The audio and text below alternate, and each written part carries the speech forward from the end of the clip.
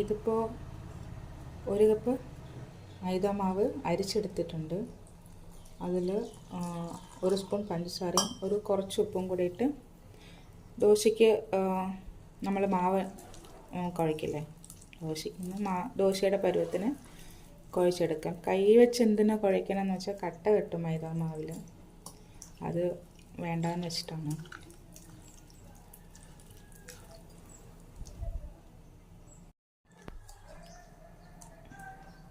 ഒരുപാട് വെള്ളമൊന്നും ചേർക്കേണ്ട, പിന്നെ ഈ കട്ട ഒന്ന് ഉടഞ്ഞ് കിട്ടണം. അതിന് വേണ്ടിയിട്ട് ആവശ്യത്തിന് വെള്ളം ചേർത്ത് ഒരു ദോശയ്ക്കുള്ള പരുവത്തിന് നമുക്കൊന്ന് വെള്ളം ഒഴിച്ച് മിക്സ് ചെയ്തെടുക്കാം.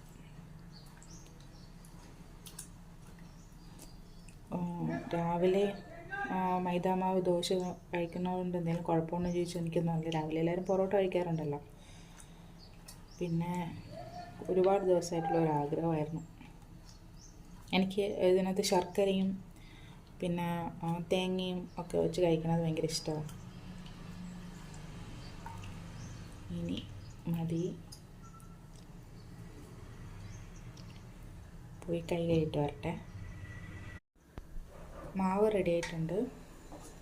പിന്നെ തേങ്ങയും ശർക്കരയും, ഏലക്ക വേണമെങ്കിൽ പൊടിച്ച് ചേർക്കാം, അപ്പോൾ ഞാൻ ചേർക്കില്ല. അപ്പോൾ കുക്കിംഗ് പരിപാടിയിലോട്ട് പോവാണ് കേട്ടോ.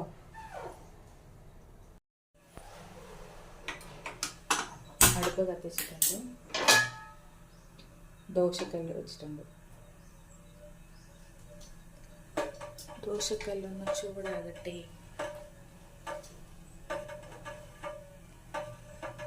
ഇത് നനഞ്ഞ തുണിയല്ല കേട്ടോ.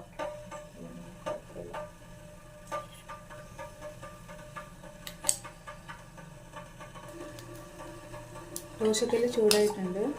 എണ്ണ തടവി അതിലേക്ക് മാവ് ഒഴിച്ചു കൊടുക്കാം.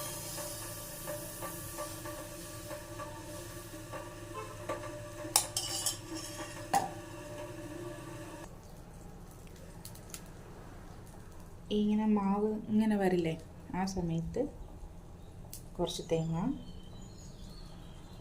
മഴസാറൽ മാതിരി ഇട്ട് കൊടുക്കാം.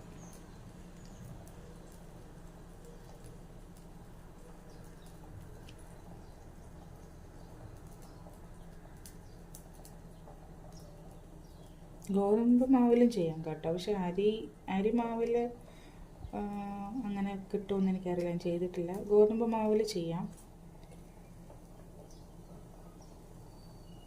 അതും കുറച്ച് എന്താ പറയുക, മൈദാമാവ് പോലെ ഒരു വിഴുപ്പുണ്ടാവുമല്ലോ. അരിമാവാണെങ്കിൽ സ്റ്റിഫായതുകൊണ്ട് ചിലപ്പോൾ മറിച്ചിടുമ്പോൾ പൊട്ടിപ്പോകാനുള്ള ചാൻസ് കൂടുതലാണ്. ഓക്കെ,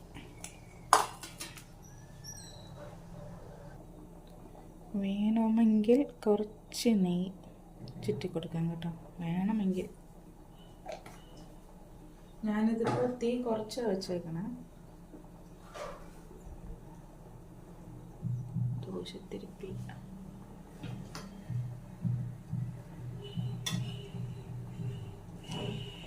ശർക്കര വീണ് ഒരുക്കിയതാണ് കേട്ടോ. ഇത് വെന്തിട്ടുണ്ട്. നന്നായിട്ട് മടിക്കാം. നന്നായിട്ട് മടിച്ചിട്ട് സെൻറ്ററിലോട്ട് വെച്ച് കൊടുക്കാം.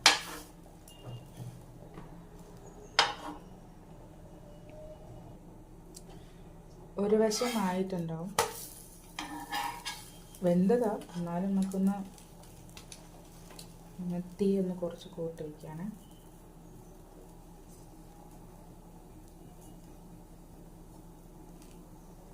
തണുത്ത് കഴിക്കുമ്പോൾ ശരിക്കും ഇത് റബ്ബർ പോലെ ആവും.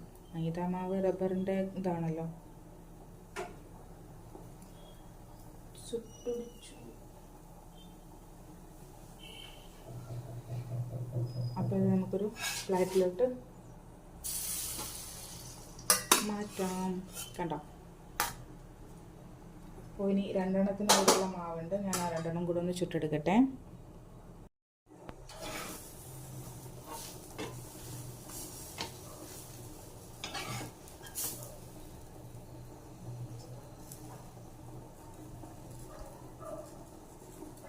അങ്ങനെ രണ്ടാമത്തതും ആയിട്ടുണ്ട്. ഇതൊന്ന് ചുമന്ന് പോയി, ചട്ടി നന്നായിട്ട് ചൂടായി കേട്ടോ, അതുകൊണ്ടാണ്.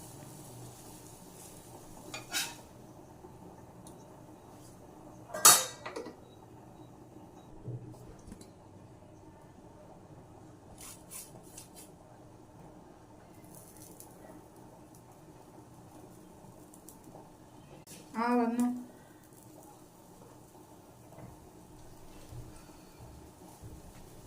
കിട്ടിയോ?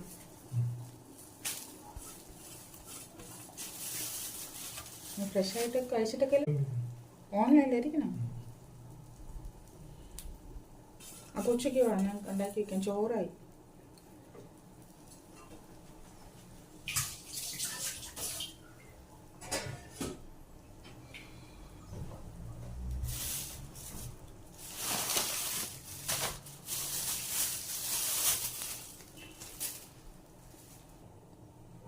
അപ്പോൾ മൂന്നാമത്തെ ദോശയും റെഡി ആയിട്ടുണ്ട്.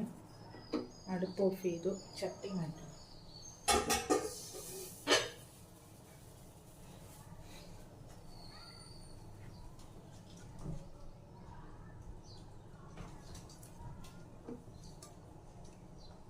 ഇതാണ് ദോശ.